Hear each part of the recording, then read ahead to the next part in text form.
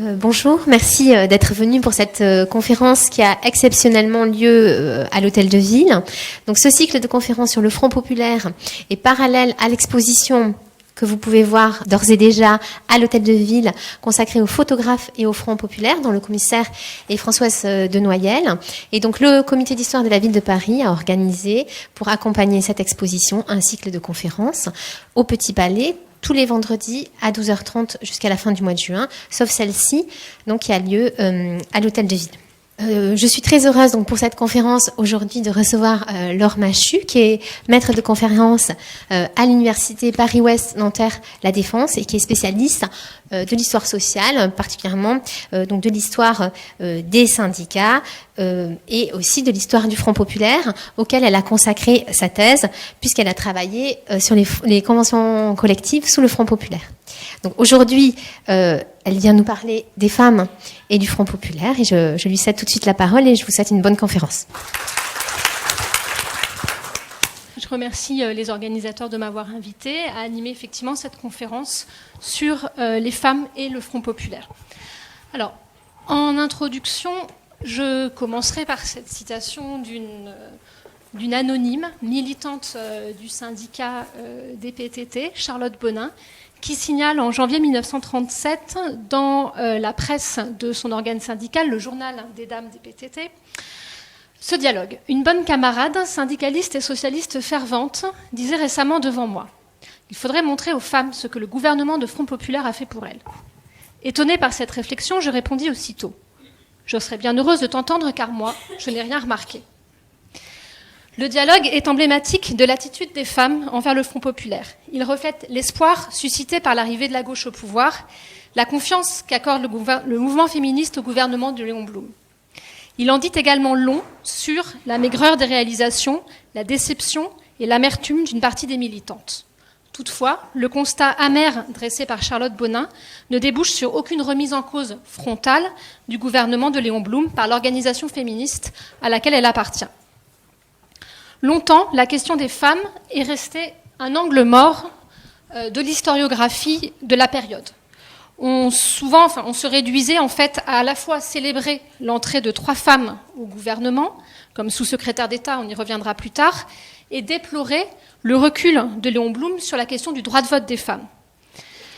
La question des femmes venant à ce moment-là souligner, comme celle des colonies, la timidité et les paradoxes de l'action gouvernementale menée par la gauche au pouvoir. Aujourd'hui, le renouvellement de l'historiographie du Front populaire et la multiplication des études de genre, notamment dans le champ de l'histoire du travail et des mouvements sociaux, permet d'avoir un panorama plus exhaustif des réalisations entreprises durant le Front populaire, mais aussi de l'attitude des femmes à leur égard. Et vous trouvez ici sur le PowerPoint, en fait, quelques éléments du renouvellement historiographique que je m'efforcerai de citer, que j'ai utilisé pour élaborer cette conférence et que je m'efforcerai de citer tout au long de ma communication. Alors, cette production permet sans doute également de dresser un bilan plus nuancé que celui de Charlotte Bonin. C'est en tout cas ce que vise aujourd'hui cette conférence, qui tentera d'aborder conjointement les réalisations et les reculs des gouvernements de Front populaire, parce que je ne traiterai pas seulement du gouvernement de Léon Blum, mais aussi l'attitude du mouvement féministe envers celui-ci. Alors, elle se structurera en 3 moments, mon intervention se structurera en 3 moments. Dans un premier temps, je reviendrai en fait une espèce de mise en contexte sur la situation des femmes dans la crise des années 30, en abordant à la fois leur place dans le monde du travail et leur place dans la vie politique. Je montrerai ensuite que les femmes se constituent en soutien du Front populaire, mais que malgré la contribution qu'elles y apportent, les acquis demeurent limités, et je tenterai d'expliquer cet échec relatif. Alors, commençons pour dresser donc ce panorama des femmes dans les années 30, par évoquer la situation des femmes dans la vie politique. Alors, vous le savez probablement, en retard sur la plupart des pays européens, notamment sur ses deux puissants voisins, le Royaume-Uni et l'Allemagne. La France, en 1935, à la veille du Front populaire, n'a toujours pas concédé le droit de vote aux femmes, même si le droit de suffrage est une revendication cardinale pour le mouvement féministe qui y voit la clé de l'émancipation des femmes. En 1935, si la Chambre des députés a accordé pour la 4e fois depuis la fin du premier conflit mondial le droit de vote aux femmes, les sénateurs continuent de ne pas se prononcer sur la mesure adoptée, bloquant ainsi toute avancée. À l'image du sénateur Maupoil, qui juge que, je cite, « la main d'une mère, est faite bien plus pour être baisée dévotement, et celle d'une fiancée amoureusement que pour porter un bulletin de vote, la plupart des hommes politiques pensent qu'en raison des faiblesses physiques et intellectuelles inhérentes à leur sexe, les femmes ne sont pas faites pour faire de la politique qui est envisagée comme un combat. » En outre, accorder le droit de vote aux femmes déclencherait un certain nombre de cataclysmes sociaux, parmi lesquels on peut compter l'augmentation des divorces, des couples ruinés par les désaccords politiques et donc une augmentation de l'alcoolisme, et jusqu'à la mortalité infantile pour les nourrissons abandonnés les jours de scrutin. Dans le refus exprimé par les sénateurs, il faut plus sérieusement d'abord voir le rôle conservateur de la Première Guerre mondiale qui pousse, après la victoire, à un retour à l'ordre. Et se traduit par ailleurs par une obsession nataliste qui enferme les femmes dans la sphère domestique. Ce qui est intéressant aussi, c'est que ces propos montrent que, contrairement à ce que pensent certains, le droit de vote des femmes leur est refusé justement parce qu'elles sont des femmes. Et on a ici un discours sexué qui transcende les clivages politiques, puisque les politiques de gauche et de droite estiment que les femmes, en raison de leur sexe, doivent ou ne doivent pas voter. Alors, malgré tout, dans les années 30, la représentation des femmes, la participation des femmes plutôt à la sphère politique, en dehors de ce qu'on connaît déjà, c'est-à-dire des réseaux féministes, progresse. Je vais ici vous donner 3 arguments. D'abord, une centaine de conseils municipaux ont recruté des femmes, essentiellement sur des postes liés à la maternité ou à la protection sociale. Depuis la Première Guerre mondiale, certaines femmes ont pu intégrer des cabinets ministériels. Par exemple, l'avocate Marcelle Kremer-Bach rejoint le Parti radical en 1924, à partir du moment où celui-ci s'ouvre aux femmes. Et en 1932, elle devient secrétaire du bureau politique, ce qui lui permet ensuite d'intégrer le cabinet de Daladier. On assiste deuxièmement à une féminisation de la fonction publique à des postes qualifiés. Ainsi, en 1929, 160 rédactrices travaillent dans les ministères contre 272 hommes. Les femmes représentent ainsi un pourcentage important de cette catégorie de fonctionnaires, entre 19 et 44% selon les ministères. Enfin, troisièmement, on constate une féminisation des partis politiques qui reste cependant relative. On peut prendre l'exemple de la SFIO. En 1929, les femmes représentent, c'est extrêmement peu, 3% des effectifs de la SFIO. C'est peu et c'est bien moins que les voisins européens. Parce que en Allemagne, par exemple, les femmes représentent près d'un quart des effectifs du Parti socialiste. Au Danemark, elles vont jusqu'à représenter 40% des effectifs du Parti socialiste. C'est bien peu, mais à l'intérieur de ces partis, les femmes commencent à s'organiser de manière autonome. Ainsi, en 1931, le Comité national des femmes socialistes voit le jour.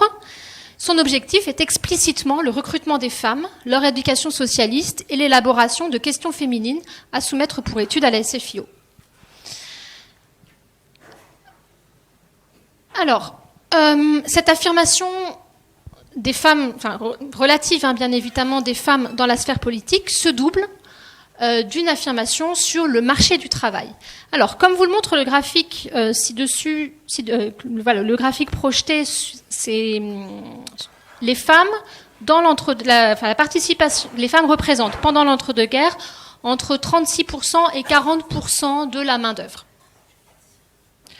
On a malgré le léger fléchissement de l'activité féminine que l'on observe sur ce graphique entre 1921 et 1930. Ce fléchissement concerne essentiellement les femmes les plus jeunes et les plus âgées, les femmes de secteurs qui sont en train de se mécaniser comme le textile. Donc on a là des effets structurels et non pas l'effet d'un retrait des femmes sur le marché du travail. Alors, le taux d'activité des femmes, c'est-à-dire le pourcentage des femmes qui travaillent, s'établit dans l'entre-deux-guerres autour de 43%. Et c'est là un des plus élevés d'Europe. Donc les femmes en France travaillent déjà et travaillent beaucoup si l'on compare aux voisins européens. Le dynamisme de l'emploi féminin se traduit aussi par un redéploiement sectoriel, c'est-à-dire que pendant l'entre-deux-guerres, le tertiaire, le secteur tertiaire, devient le secteur d'emploi majoritaire des femmes. On peut aussi montrer qu'à l'intérieur du secteur industriel, l'emploi féminin se redéploie des secteurs traditionnels comme l'habillement ou le textile vers des secteurs plus modernes comme la métallurgie ou les industries chimiques. Alors, les femmes, deuxièmement, n'échappent pas au chômage. Elles n'échappent pas à la dégradation de l'emploi, mais contrairement à ce qu'on pense, elles ne sont pas plus touchées que les hommes. C'est Catherine Omnes qui l'a montré dans son ouvrage sur les ouvrières parisiennes dans l'entre-deux-guerres. Elle montre que les femmes ne sont pas plus touchées que les hommes, mais elles sont touchées différemment. C'est-à-dire qu'elles sont touchées plus précocement que les hommes, et ensuite, la crise se fait moins dure pour elles. Pour citer les chiffres, les femmes représentent en 1931 36% des chômeurs des industries de transformation contre 29% en 1936 et en 1938. Le chômage des femmes est extrêmement sélectif. L'âge, la qualification et l'appartenance sectorielle jouent énormément. Ainsi, la plupart des femmes qui sont licenciées entre 1931 et 1936 appartiennent au secteur des industries textiles et au secteur du vêtement qui subissent pendant les années 30 une crise profonde. Alors, les femmes ne sont pas plus touchées par le chômage que les hommes, mais en revanche, ce qui est important de souligner, c'est qu'elles sont moins secourues. En premier lieu, si leur mari travaille, et si les ressources de l'époux sont suffisantes, elle ne touche pas d'aide. Ensuite, lorsque l'époux de la chômeuse ne travaille pas, celle-ci ne touche pas d'aide en personne, mais par contre, l'allocation de chômage de son époux est majorée. Ces restrictions révèlent une conception de l'activité féminine comme secondaire et contingente. Elle explique, ça va être dans un troisième temps, les attaques en règle, et c'est surtout ça qui est important, dont le travail féminin est l'objet. Pendant les années 30, en période de crise, les femmes sont considérées comme des usurpatrices qui volent le travail des hommes. Les injonctions à réduire le travail des femmes pour remédier à la crise s'inscrivent dans le retour à l'ordre sexué qui est en route depuis les lendemains du premier conflit mondial. Alors, ces injonctions se traduisent par une vigoureuse campagne portée par les parlementaires, mais aussi par des organisations, par des groupes de pression comme la Ligue de la mère au foyer ou l'Union féminine civique et sociale. Parmi les mesures demandées, on peut citer alors l'institution d'une prime de la mère au foyer, le développement du travail à mi-temps ou du travail à domicile pour les femmes, une allocation spéciale pour les jeunes ménages qui viennent de se marier et dont la femme reste au foyer. Cette allocation cesserait si, au bout de 2 ans, le couple est toujours sans enfant. Une préférence pour l'embauchage des chefs de famille et parmi ces derniers, pour ceux dont la femme reste au foyer. Ces groupes de pression exercent un lobby insistant auprès des organisations patronales, mais les organisations patronales ne sont guère sensibles à ces pressions. Et notamment, un des syndicats les plus puissants, qui est le syndicat de la métallurgie de la région parisienne, qui à l'époque en fait dicte un petit peu la politique de l'ensemble du monde patronal, s'oppose à une interdiction légale du travail des femmes. Pourquoi ? Parce que les femmes sont une main-d'œuvre bon marché dont il est hors de question de se priver en temps de crise. Il faut signaler que pendant l'entre-deux-guerres, la mécanisation et les débuts de l'organisation scientifique du travail a permis d'attribuer aux femmes des postes très peu qualifiés, où le travail est très répétitif, et parce que ces postes sont attribués aux femmes, ça permet d'inférioriser encore leur rémunération. L'attitude du patronat privé, diffère des logiques à l'œuvre dans la fonction publique. En effet, à partir de 1931, la crise atteint les finances publiques et à partir de 1933, des politiques d'assainissement budgétaire sont mises en œuvre qui font porter le poids de la crise aux fonctionnaires qui sont considérés à l'époque, selon le mot consacré, comme budgétivores. Donc si les politiques de déflation sont mises en œuvre dès le début des années 30, un cap est franchi avec le gouvernement d'union nationale de Pierre Laval en 1935, qui donc marque une étape supplémentaire dans la détérioration des conditions de travail des fonctionnaires. Ces mesures de restriction finissent par entamer, à partir de 1934, le pouvoir d'achat des fonctionnaires, et surtout, ce qui est important de montrer, ce qu'a mis en évidence plutôt Céline Cheny dans un ouvrage « Travail féminin, retour à l'ordre », qui est consacré justement à ces femmes fonctionnaires, ces mesures se déclinent de manière sexuée. Autrement dit, les femmes sont les premières victimes, les femmes fonctionnaires sont les premières victimes des politiques de déflation. Premièrement, les politiques d'économie se traduisent par une réduction du traitement des fonctionnaires et par une taxation du traitement des fonctionnaires. Certaines, et les femmes, font directement les frais de ces économies et des diminutions de salaire, des diminutions salariales indirectes. Par exemple, Pierre Laval prévoit, pour les couples de fonctionnaires, la suppression de l'indemnité de résidence la moins élevée. Le langage du décret n'est pas sexué, mais ses effets le sont. Parce qu'en fait, l'indemnité de résidence la moins élevée, c'est celle de la femme, généralement. Une telle mesure, qui touche avant tout les femmes mariées, remet en cause le principe de l'égalité salariale acquis en 1920 et surtout accrédite l'idée que la rémunération de l'épouse est accessoire, qu'elle est secondaire. Ajouté aux diverses taxes et amputations dont les traitements de fonctionnaires sont l'objet, ce type de mesure aboutit à une réduction drastique des salaires de femmes fonctionnaires qui va de 25 à 48% selon les grades et les ministères. Deuxièmement, une série de mesures met en place une politique de quotas ou de contingentement pour le personnel féminin. Cette politique est inaugurée par Philippe Pétain lorsqu'il est ministre de la Guerre en 1934 dans le gouvernement Doumergue. Celui-ci décide que les postes de sous-chef de bureau, c'est-à-dire les postes les plus qualifiés, ne seront réservés qu'au personnel masculin. Il exclut les femmes de ce type de poste. Et pour les postes inférieurs, c'est-à-dire pour le poste de rédacteur et pour le poste de commis, le pourcentage de femmes qui peut être recruté sur ces postes est limité à 25 et à 50%. Alors, malgré les recours qui sont introduits par les organisations féministes contre ce type de projet, le décret entre en vigueur. En 1935, c'est au tour du ministère du Travail, qui est occupé par un socialiste, ancien communiste, Louis-Oscar Frossard, d'introduire le principe de contingentement. Et pour le ministère du Travail, le concours du printemps 1936, pour la nomination de 20 rédacteurs au ministère, est ouvert uniquement aux hommes munis des diplômes nécessaires.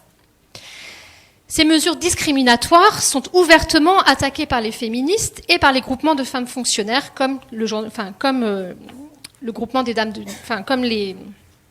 le groupement dirigé par Charlotte Bonin, la plupart du temps en vain. Du coup, lorsque le programme du Front populaire prévoit explicitement le respect du travail féminin, il suscite l'adhésion immédiate parmi les réseaux féministes.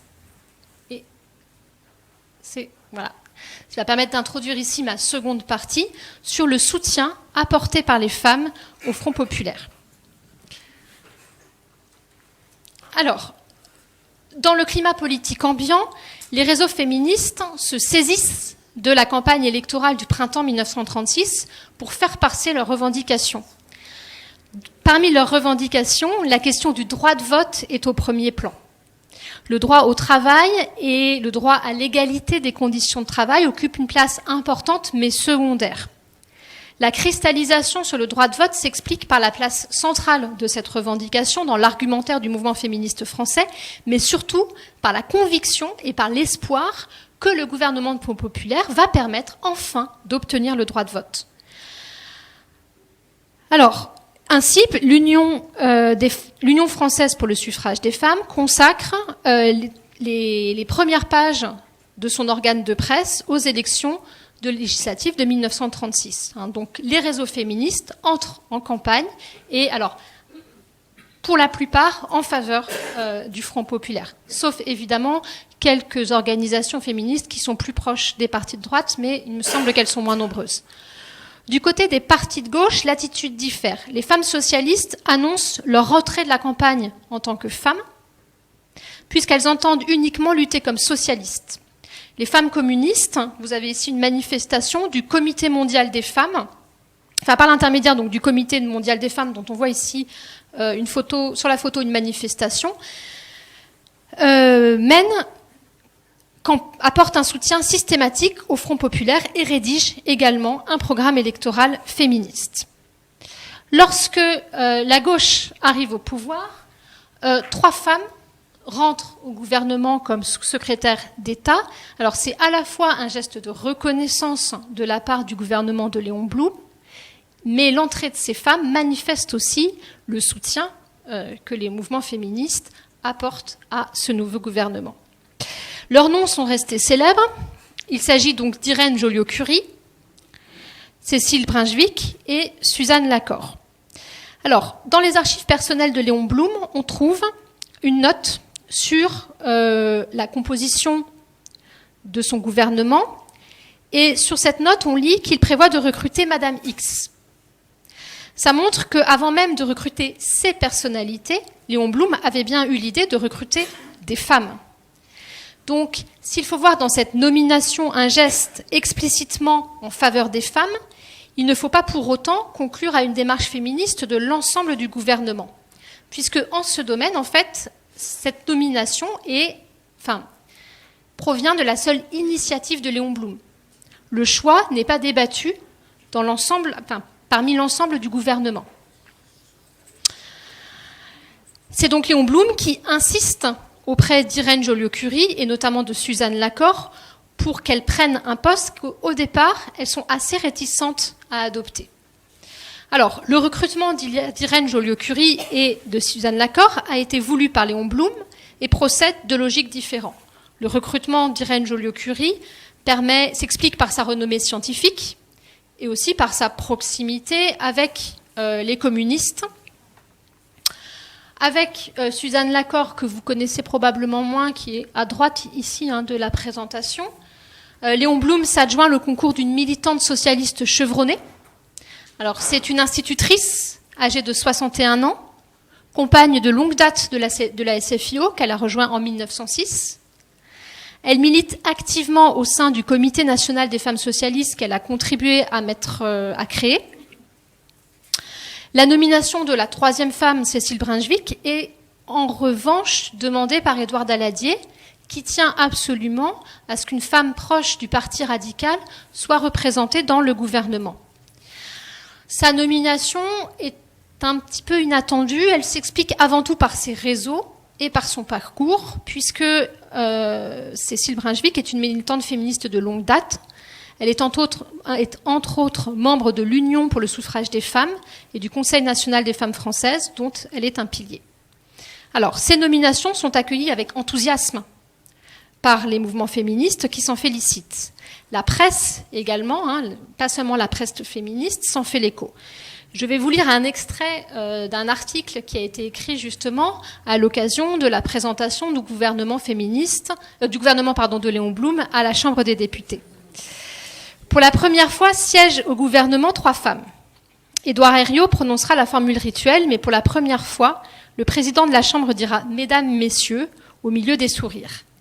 Les huissiers les ont fait asseoir juste derrière Léon Blum. Elles ont l'air un peu perdues, intimidées. Il y a la dame aux cheveux gris, Madame Brunschvicg, avec une faute d'orthographe, la femme du célèbre philosophe qui s'est dévouée avec beaucoup de courage aux œuvres charitables. Vous remarquerez que son engagement féministe n'est pas mentionné.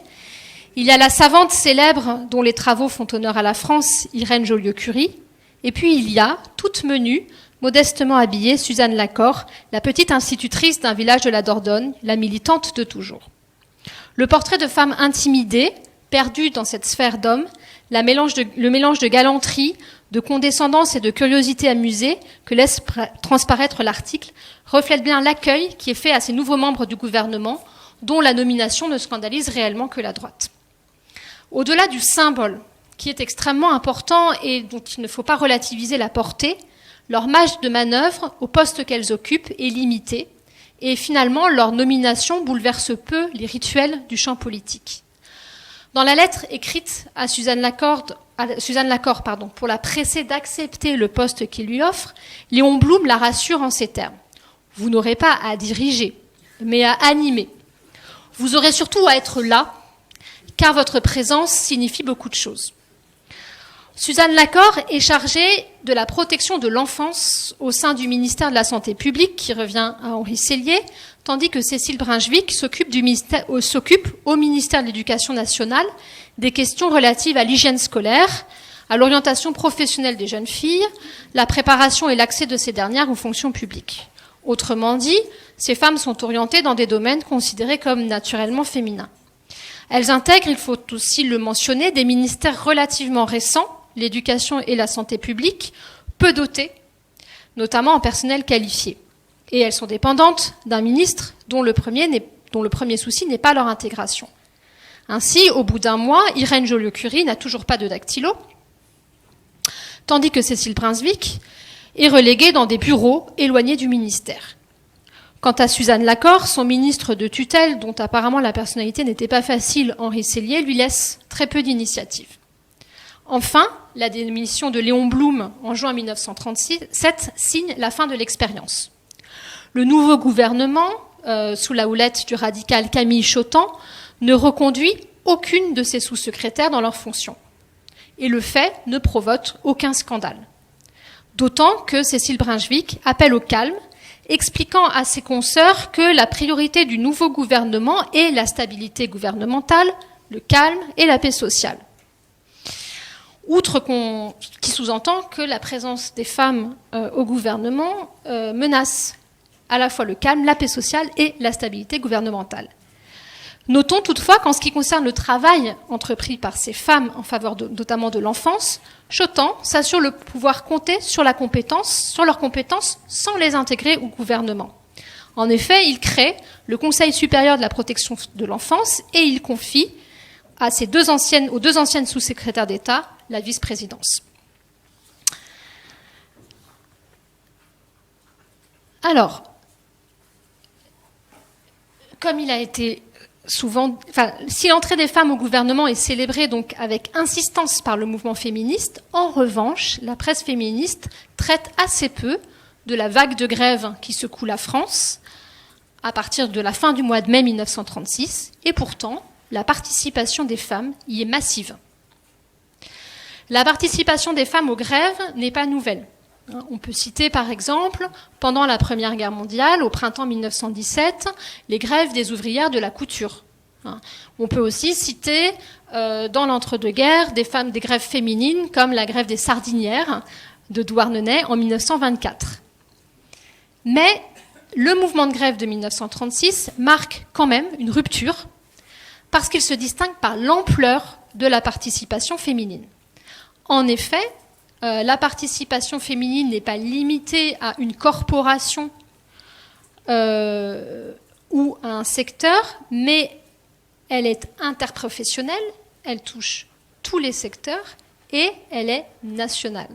Elle touche aussi, effectivement, il faut le dire, des secteurs très masculins comme la métallurgie. Puisque vous voyez la photo que vous voyez en haut, là, qui est assez marrante avec l'enterrement du Bedeau, elle est prise en fait aux usines Renault. Les motivations avancées par les femmes sont essentiellement salariales. Les ouvrières du textile à Troyes, par exemple, vont même jusqu'à revendiquer l'égalité de salaire avec leurs homologues masculins, bien que les cas d'injures ou sont essentiellement salariales, et même si les cas de harcèlement sexuel ou d'injures sont courants, ils n'apparaissent pas dans les cahiers de revendication. Alors, malgré cette participation massive, les femmes sont relativement en retrait du mouvement de grève. Parce que comme l'a montré Morgan Poggioli, qui a fait une thèse sur la CGT pendant le Front populaire, dans un ouvrage qui s'intitule « À travail égal, salaire égal, les femmes et la CGT pendant le Front populaire », il s'établit lors des mouvements de grève une division sexuée du travail. L'auteur donc de cet ouvrage a étudié un corpus de 184 femmes syndicalistes des années 30 et il a montré que parmi elles, une vingtaine seulement sont meneuses de grève. Dans les secteurs mixtes, l'occupation des établissements reste une affaire d'hommes et la différenciation des tâches est très marquée. En général, les femmes tricotent et participent au ravitaillement, tandis que les hommes jouent aux cartes ou mènent la garde. Et lorsqu'il s'agit d'occuper les usines pendant la nuit, où des rapprochements coupables pourraient s'effectuer, rapprochements coupables qui ne manqueraient pas d'être dénoncés par la presse de droite et de décrédibiliser le mouvement, la CGT prend bien soin de mentionner que seuls les hommes dorment dans les usines pendant la nuit. Et je vous invite à visionner, alors en ligne, il est assez facile à trouver sur un site qui s'appelle Ciné-Archives, un petit reportage qui a été fait justement par la CGT, enfin par l'Union des syndicats parisiens de la CGT pendant les grèves de 1936, où explicitement, en fait, un petit extrait de ce reportage stipule bien que les problèmes de couchage ont été rapidement résolus par les hommes seuls qui occuperont les usines pendant la nuit. Alors, toutefois, dans les secteurs où la grande majorité de la main-d'œuvre est féminine, comme par exemple les industries textiles ou les grands magasins, les lieux sont bien occupés par des femmes. Le témoignage de Madeleine Colliette, syndiquée au Magasin Réunis à Paris, membre du comité de grève, montre bien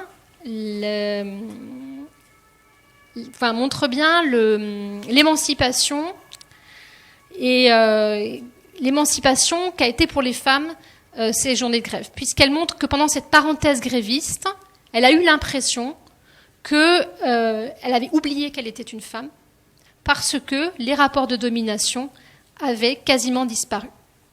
Alors, toutefois, le cas de Madeleine Colliette est rare, et les femmes qui occupent leur lieu de travail 24 heures sur 24 sont minoritaires, de même que les grèves strictement féminines demeurent exceptionnelles. Ajoutée à la féminisation des effectifs syndicaux dont je parlerai tout à l'heure, la participation de ces femmes à cette grève montre non seulement donc leur soutien au gouvernement de Léon Blum, mais aussi qu'elles ne sont pas restées à l'écart du mouvement de politisation et de mobilisation de la société française qui a eu lieu à l'occasion du Front populaire. Alors, malgré ce soutien apporté au gouvernement de Léon Blum, les acquis restent limités. C'est ce que je vais vous montrer donc dans la troisième partie de mon intervention. Alors, il faut dans un premier temps, évidemment, signaler le recul du gouvernement de Léon Blum sur le droit de suffrage des femmes. Alors, malgré plusieurs propositions de loi déposées par divers partis à la Chambre des députés entre les mois de juin et de juillet 1936, malgré l'admission de ce principe à la Chambre des députés le 30 juillet 1936 par 488 voix contre une, le Sénat vote, encore une fois, contre l'obtention de droits politiques pour les femmes. Et après le vote du Sénat, cette question n'est plus remise à l'ordre du jour du calendrier politique jusqu'à la fin du Front populaire.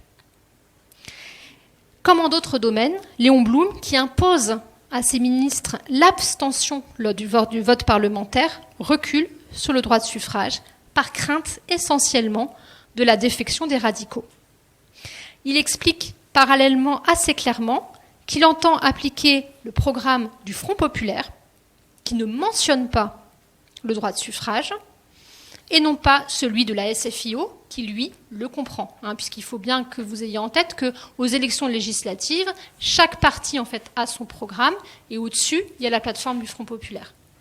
Et le droit de suffrage figure dans le programme du parti de la SFIO, mais pas dans la plateforme du Front populaire. Une partie des féministes justifieront par ailleurs ce recul par le souhait de donner la priorité à d'autres luttes, notamment au combat antifasciste. Autrement dit, à l'heure où les fondements de la République eux-mêmes semblent menacés, le suffrage féminin est une question secondaire. On le voit, l'argumentaire est endossé par une partie du mouvement féministe lui-même, notamment par Cécile Brunschvicg. En la matière, l'échec du Front populaire reflète donc également la crise que traverse le mouvement féministe des années 30 et qu'a mise en évidence Christine Barr. Le mouvement féministe, qui avait su apparaître comme l'emblème de la modernité, semble, dans les années 30, dépassé. Les organisations où se pratique un certain népotisme qui verrouille l'accès aux postes de direction sont vieillissantes. La moyenne d'âge des cadres du mouvement féministe se situe autour de 50 ans. Et parallèlement, il semble qu'une partie des organisations féministes qui prêchent un féminisme modéré et souriant ait péché par excès de confiance. Pour la plupart, l'obtention du droit de vote était acquise d'avance. Et à ce titre, l'attitude de Cécile Brunschvicg, qui consiste avant tout à se réjouir des conquêtes et non pas à déplorer ce qui manque, est emblématique. En effet, lorsqu'elle est débarquée du gouvernement Blum, Cécile Brunschvicg s'entend dire par Camille Chotan qu'il préfère assurer à la formule des femmes au gouvernement une réalisation qui touche toutes les femmes. Elle croit encore, malgré le recul de Léon Blum, que Camille Chotan, et malgré les positions du Parti radical en matière de droit de vote des femmes, elle est encore capable de croire que Camille Chotan va accorder aux femmes le droit de vote. Alors, en ce qui concerne le monde du travail, les acquis sont là aussi limités dans le sens où l'accord Matignon puis les conventions collectives vont consacrer les inégalités salariales. Alors, si la question du suffrage féminin ne figurait pas au programme du Front populaire, en revanche, celui-ci prévoyait le respect du travail féminin. Je vais montrer ici que ce programme n'est que très partiellement rempli. Alors, dans la fonction publique, le gouvernement de Léon Blum revient sur les mesures les plus choquantes. Et notamment, il met fin au décret de Pierre Laval et notamment à la suppression de l'indemnité de résidence pour les épouses de fonctionnaires, pour les fonctionnaires épouses de fonctionnaires. En revanche, le contingentement des effectifs féminins est maintenu. Au ministère du Travail, au ministère des PTT, à l'Éducation nationale, évidemment au ministère de la Guerre, etc. Les salariés du privé, maintenant, profitent, il faut le dire, je vais vous montrer un petit tableau qui provient donc de mon doctorat, et qui concerne ici uniquement le personnel de la métallurgie parisienne. Les salariés du privé profitent à plein des augmentations de salaire, qui sont accordées d'abord par l'accord Matignon, du 8 juin 1936, puis par les conventions collectives. En effet, l'accord Matignon prévoit deux choses. Il prévoit d'abord un relèvement des salaires réels, relèvement qui est dégressif. C'est-à-dire que plus les salaires sont bas, plus ils sont augmentés. Ensuite, l'accord Matignon prévoit que les conventions collectives vont procéder au relèvement des salaires anormalement bas. Cette mesure provient du choc éprouvé par les patrons eux-mêmes devant la faiblesse des rémunérations et en particulier des rémunérations féminines. Les femmes sont donc à double titre concernées par ces augmentations de salaire puisqu'elles sont employées dans des secteurs où les salaires sont déprimés, comme l'habillement, qui est un secteur à bas salaire, et parce qu'elles sont cantonnées à des postes les moins qualifiés et les moins rémunérés. Ainsi, par exemple, les ouvrières de la couture parisienne peuvent bénéficier d'une augmentation de 20% de leur pouvoir d'achat. Ces augmentations contribuent, on le voit ici sur le tableau, à réduire les inégalités de salaire, y compris les inégalités de salaire à poste égal. Si vous regardez par exemple, en 1936, le manœuvre ordinaire, dans la première ligne du tableau, touche un salaire horaire de 5 francs et son homologue féminin touche un salaire de 4 francs 25. Ce qui correspond à une différence de salaire, vous le lisez dans la deuxième colonne, de 15%. En 1935, la différence était de 18%. On assiste donc à une réduction de 3 points de l'écart. Donc voilà, les femmes profitent plus que les hommes, on peut dire, des augmentations de salaire. Par contre, les conventions collectives contribuent dans leur ensemble, même si on verra qu'il peut y avoir des nuances, à entériner, à consacrer la division sexuelle du travail. Premièrement, les femmes, on voit d'abord ici qu'elles consacrent quand même des écarts de salaire à poste égal, et surtout, elles excluent les femmes des postes les plus qualifiés qui demeurent un monopole masculin. Parallèlement, elles tendent à dénier aux travaux effectués par les femmes leur qualification. Je vais prendre l'exemple donc de la métallurgie parisienne. Pourquoi la métallurgie parisienne ? Parce que c'est une convention qui est centrale, du fait du rôle du patronat des industries métallurgiques parisiennes dans l'ensemble du monde patronal et qui va être copiée en fait dans plusieurs secteurs. Dans cette convention, 2 critères en fait sont utilisés pour définir la qualification. Le premier, c'est la possession d'un diplôme. Par exemple, pour être considéré comme ouvrier qualifié, il faut avoir le CAP. Il faut exercer un métier dont l'apprentissage peut être sanctionné par un CAP, selon les termes de la Convention. Or, dans la métallurgie, il n'y a pas de CAP féminin. Ensuite, deuxième critère de qualification, la difficulté, les caractéristiques du poste de travail. Vous voyez par exemple ici, dans la grille de salaire que j'ai reproduite, qu'il y a 2 postes d'ouvriers spécialisés en 36. L'ouvrier spécialisé sur machine et l'ouvrier spécialisé montage et divers. Donc là, en fait, c'est bien les tâches qui sont effectuées qui définissent le niveau de salaire et donc la qualification. Et vous voyez que l'OS montage est moins payé, d'ailleurs, que l'OS machine. Là aussi, dans cette définition de la qualification, les femmes sont perdantes. Alors, par exemple, les travaux sur des petites machines automatiques, qui sont majoritairement occupées par les femmes, sont systématiquement mal classés. En fait, ils sont tous classés, tous ces travaux-là, tous ces postes-là sont classés dans la catégorie OS, montage et divers. En revanche, ce que vous voyez ici, c'est qu'en 1936, sur l'insistance du syndicat ouvrier, on crée une catégorie manœuvres gros travaux. En gros, c'est des manœuvres de force, qui est strictement masculine, qui n'a pas son équivalent féminin, et qui est majorée, c'est-à-dire qui touche un peu plus que le manœuvre ordinaire. Qu'est-ce que ça nous dit, ça ? Ça nous dit que la force physique, qui est considérée comme un attribut masculin, est valorisée.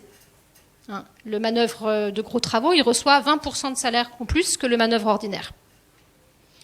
Alors que les qualités qui sont demandées par des travaux sur les petites machines automatiques, à savoir la dextérité, la rapidité, ne sont pas reconnues.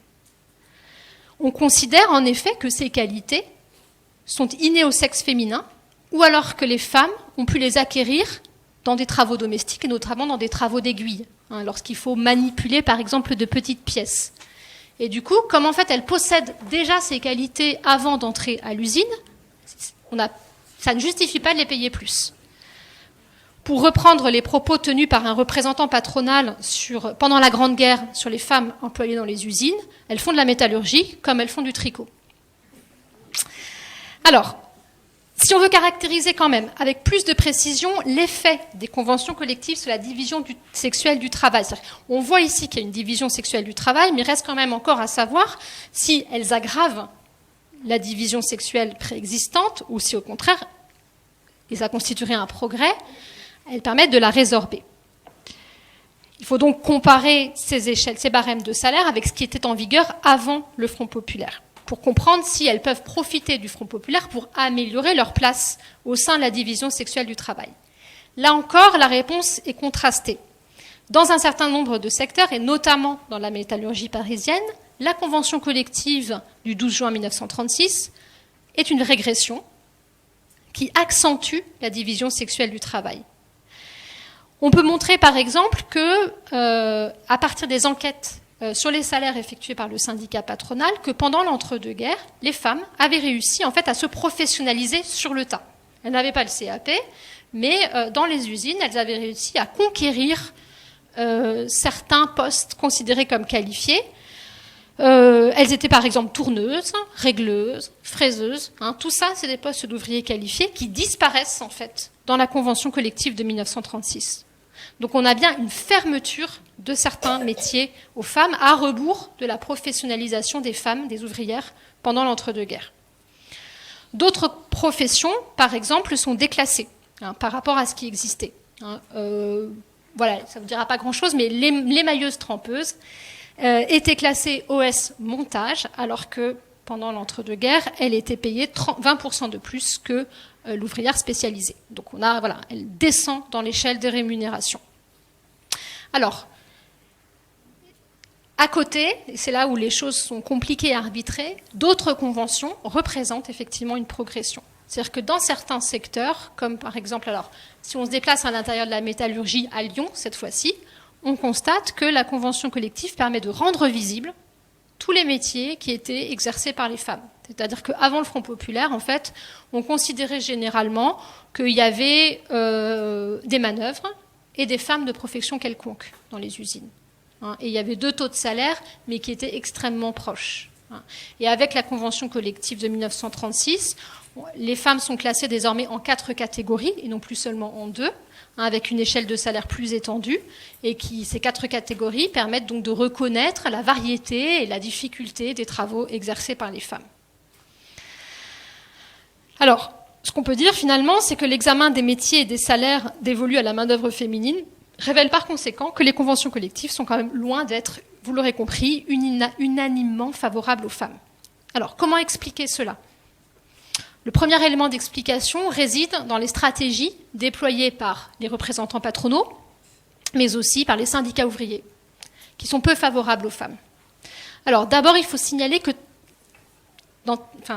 si les femmes participent aux grèves, elles sont très rarement présentes lors des négociations. Et même lorsqu'elles sont présentes, leur présence ne suffit pas à garantir que la convention collective leur sera favorable. Par exemple, dans la région lyonnaise, Jeanne Chevenard, qui est la patronne du syndicat de l'habillement, négocie quasiment toutes les conventions et pourtant, ces conventions entérinent comme les autres la division sexuelle du travail. Alors, leur présence ne suffit pas à garantir que les conventions leur soient favorables, mais du coup, effectivement, leur absence laisse le champ libre aux tactiques et aux discours discriminatoires. Alors, à la CGT, la réduction des inégalités sexuelles au travail n'est pas clairement, en 1936, une priorité. Alors, cette attitude peut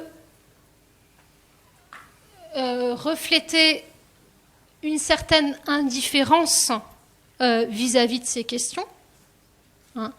Il faut voir qu'au niveau fédéral, en fait, la question des inégalités hommes-femmes s'inscrit dans toute une série d'écarts de salaire régionaux, intersectoriaux, qu'il s'agit de réduire.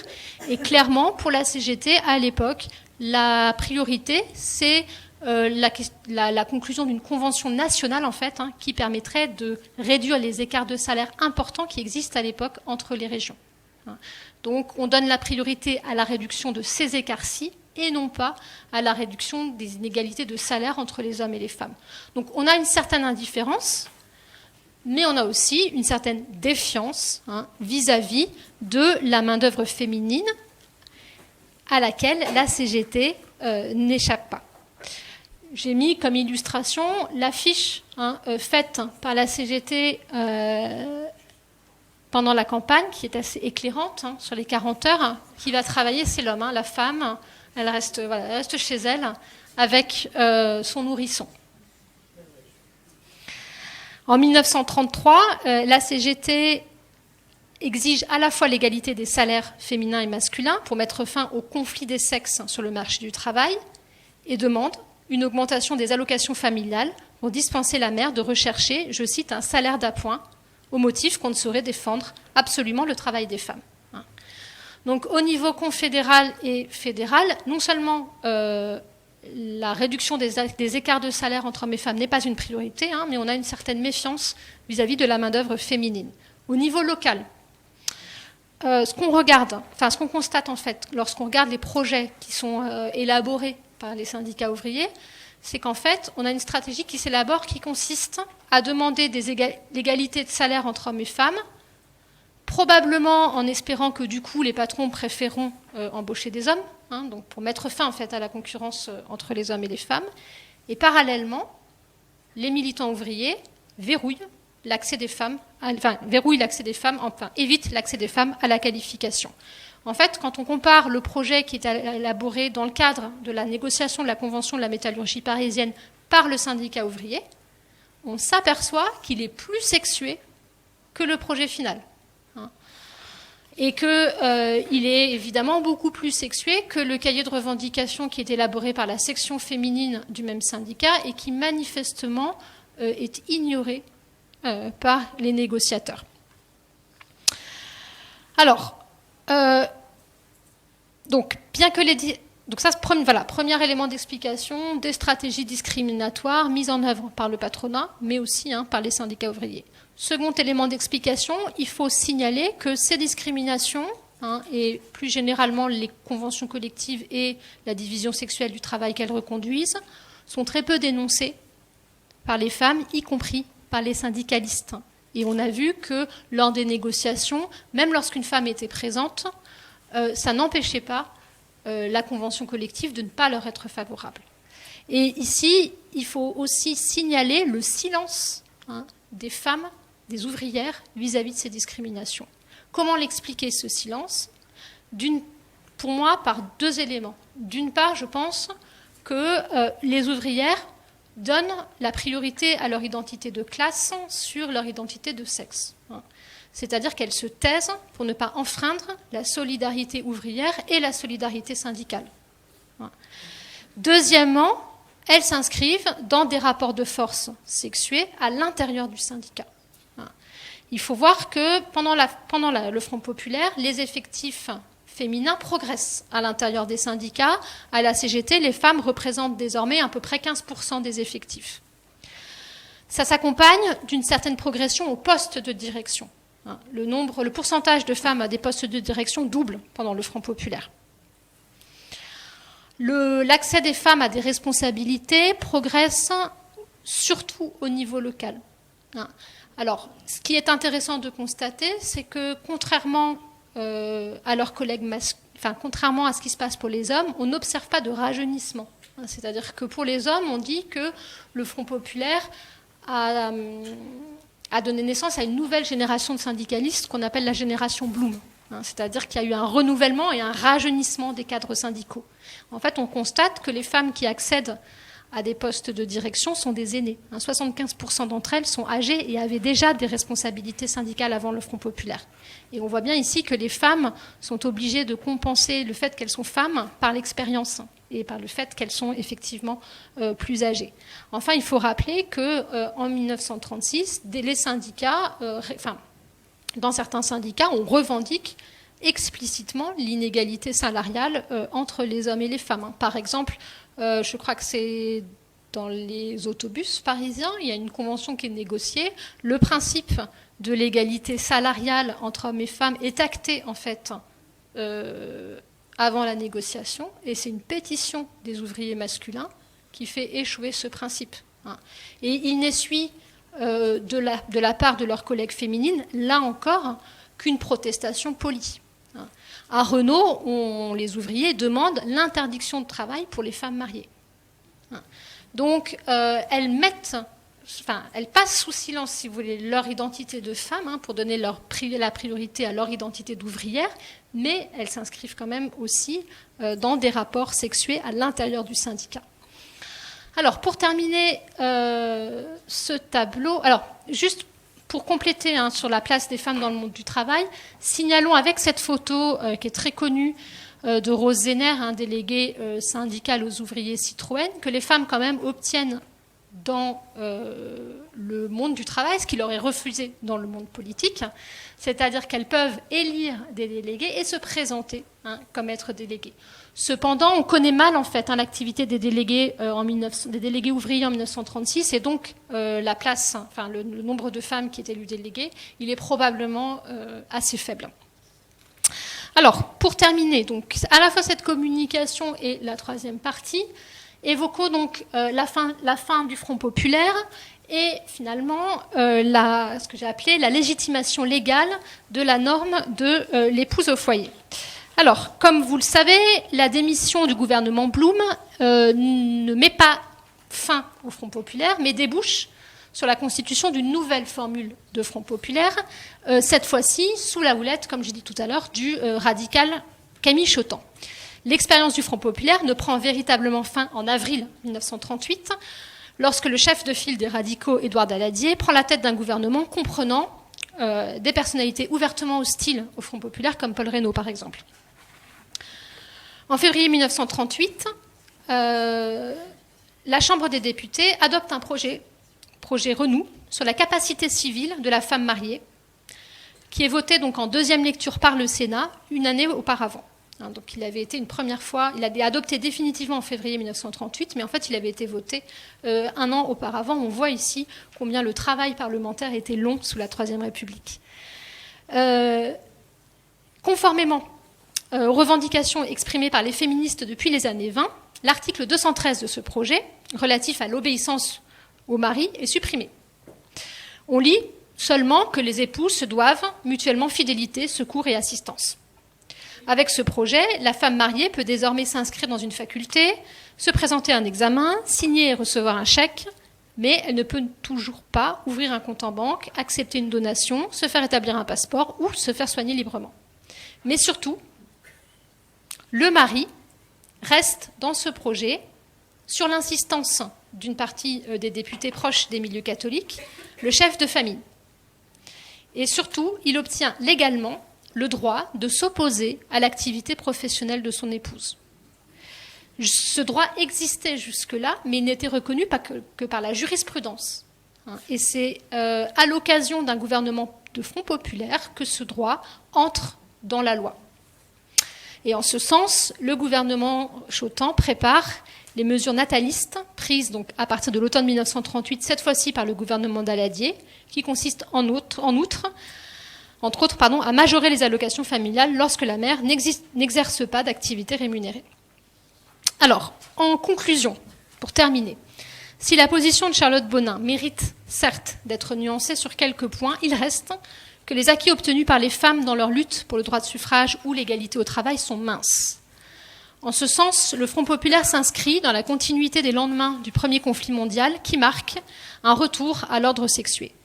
Non seulement le droit de vote continue d'être refusé aux femmes, mais la promesse faite par le Rassemblement populaire de respecter le travail féminin n'est que très partiellement remplie. Ainsi, si Léon Blum revient sur les mesures les plus choquantes des années précédentes, ni les partis de la coalition gouvernementale, ni les organisations syndicales qui le soutiennent ne s'engagent explicitement en faveur de l'égalité salariale. Une partie de ces retards, de ces échecs, de ces reculs tient à la manière, on l'a vu, dont les femmes se mobilisent, à la manière dont elles hiérarchisent leur lutte, mais la responsabilité doit être principalement recherchée du côté des hommes et des organisations qu'ils dominent. Pour le parti radical, la SFIO, le Parti communiste ou encore la CGT, l'émancipation des femmes reste un problème contingent et secondaire. Je vous remercie.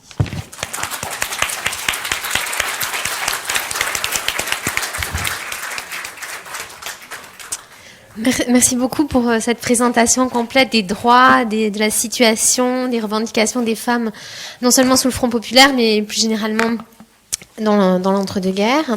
Et donc, vous pouvez désormais poser des questions. Merci de lever la main pour que je puisse vous donner le micro, parce que je profite de l'occasion pour dire que la conférence est enregistrée et que toutes les conférences du cycle sont enregistrées. Donc, vous pouvez, en allant sur le site du comité d'histoire, sur paris.fr, retrouver les PowerPoint et les conférences, et les questions aussi sont enregistrées.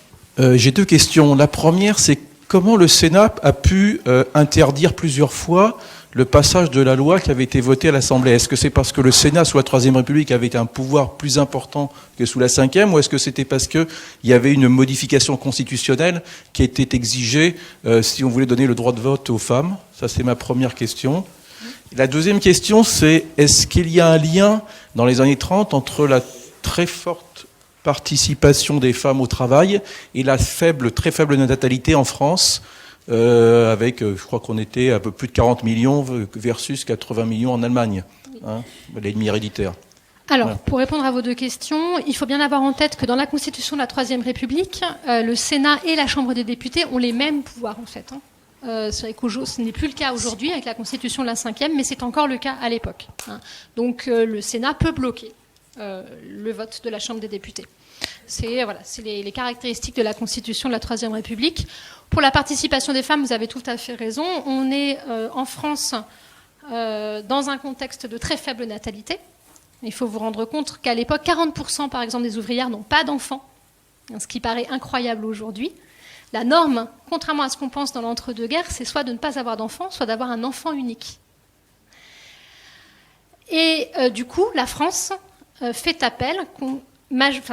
beaucoup appel au travail féminin, comme elle fera beaucoup appel aussi à l'immigration, par rapport à ses voisins européens. Oui, je crois qu'il faut souligner, comme vous l'avez fait, la responsabilité centrale, écrasante du parti radical socialiste, dans le fait qu'il y a eu jusqu'à la Libération une opposition au vote des femmes. Mais je pense qu'il faudrait évoquer un aspect un peu particulier de l'argumentation du parti radical, à savoir que le parti radical, qui se présente partie centrale de la Troisième République et qui se présente comme l'incarnation républicaine, avait tendance à justifier son opposition au vote des femmes en invoquant la laïcité et en invoquant le fait que les femmes seraient plus sujettes aux pressions, à l'influence de l'Église que les hommes, et que de ce fait, leur donner le droit de vote pousserait l'échiquier politique vers la droite. Et puis je voudrais aussi préciser que le Parti communiste, dans les années 30, et même je crois dans les années 20, bien que les femmes n'aient pas le droit de vote, a proposé aux élections municipales des candidatures de femmes qui ont été invalidées par les préfets. Merci, je vous remercie pour cette intervention. Effectivement, vous resituez bien quand même peut-être, je l'ai fait de façon un petit peu rapide, les divergences qui peuvent exister à l'intérieur de la majorité de Front Populaire entre ces trois composantes. Évidemment, évidemment, il y a des divergences. Cependant, c'est aussi au moment des années 30 que le Parti communiste prend un tournant nataliste et familialiste qui forcément ensuite nie aux femmes. Mais il est vrai quand même que le Parti communiste a des positions certainement plus féministes que le Parti radical. Je pense que vous aurez l'occasion aussi de voir ça un petit peu la semaine prochaine sur les colonies, parce que la situation des populations coloniales et des femmes sont un petit peu, dans une certaine mesure, comparables. Pour en revenir au Sénat qui bloquait donc la loi, est-ce qu'il n'y aurait pas eu un autre moyen juridique de faire passer cette loi ? Est-ce que, par exemple, qu'à l'époque, sous la Troisième République, on aurait pu utiliser un décret ? Alors, l'autre moyen juridique, c'est ce qui sera, il faut le rappeler, utilisé à la Libération, puisque à la Libération, lorsque le droit de vote est accordé aux femmes, il n'est pas voté, il est accordé par ordonnance, par le général de Gaulle. À ce propos, on a souvent l'impression que ça a été une chose facile, mais il y a un article, alors la référence bibliographique exacte m'échappe, un article qui revient en fait sur les discussions en commission sur le droit de vote des femmes et qui montre qu'il a été adopté de justesse par le parlementaire consulté par De Gaulle. Donc effectivement, l'autre moyen législatif, c'est celui qui sera adopté à la Libération. Je pense qu'on aurait pu effectivement, à l'époque, utiliser les décrets-lois, puisque en fait, avant l'arrivée du Front populaire et puis à partir de 1938, la pratique des décrets-lois, qui consiste effectivement à se passer de l'assentiment des parlementaires, est privilégiée. Cependant, les hommes qui utilisent, ceux qui vont le plus faire appel aux décrets-lois, c'est Pierre Laval et Édouard Daladier, et ils sont très très loin d'être favorables au vote des femmes. Je rebondis un peu sur la question du monsieur, parce que quand on pense au Front populaire, on pense bien sûr aux usines, etc. Mais la France était quand même extrêmement agricole. Et moi, j'ai vu une hypothèse selon laquelle ils n'ont pas voulu donner le droit de vote aux femmes, parce qu'ils pensaient que les femmes étaient, entre guillemets, plus traditionnalistes, en particulier dans les campagnes, et qu'elles voteraient plutôt à droite. Effectivement, ça rejoint la remarque faite par monsieur. Ce sont des prétextes. Oui, c'est une hypothèse. Après, il reste à savoir s'il le croyait vraiment, ou si c'était un argument parmi d'autres avancés. Mais effectivement, ça peut être aussi un élément d'explication. Moi, j'ai une question aussi. Je voulais savoir si les femmes, quels sont les liens en fait des groupes féministes avec les autres groupes féministes européens. En fait, est-ce que ces comparaisons entre la situation des femmes françaises et la situation des femmes anglaises, elle est faite par ces groupes féministes ou pas? Alors oui, elle est explicitement faite parce qu'elle s'inscrivent effectivement dans des réseaux européens transnationaux, notamment au Bureau international du travail, qui s'occupe beaucoup de la question du travail féminin pendant l'entre-deux-guerres. D'ailleurs, l'ouvrage de Céline Cheny que j'ai mentionné tout à l'heure porte en fait sur une comparaison en fait entre la Suisse et la France. Et effectivement, l'argument qui est souvent repris par les mouvements féministes, c'est que la majorité des Européennes ont accéder au droit de vote, parfois de manière limitée, mais elles ont quand même accédé au droit de vote, et que la France est en retard. Très souvent, on trouve les cartes de l'Europe devant en une des périodiques féminins, des périodiques féministes, avec effectivement stigmatisé le retard français. Oui, alors juste une dernière aussi. C'est juste ajouter qu'aujourd'hui, on est aussi toujours en retard par rapport à la proportion des femmes élues, etc., par rapport aux autres pays. Malgré la parité, malgré... Oui. Merci beaucoup pour cette intervention. Je vous rappelle donc qu'il y a l'exposition sur le Front populaire et les photographes qui est ouverte et gratuite et que vous pouvez aller voir, et que les conférences continuent au Petit Palais. Donc la semaine prochaine sur les femmes, sur le Front populaire et le Maghreb colonial. Voilà. Merci, je vous remercie.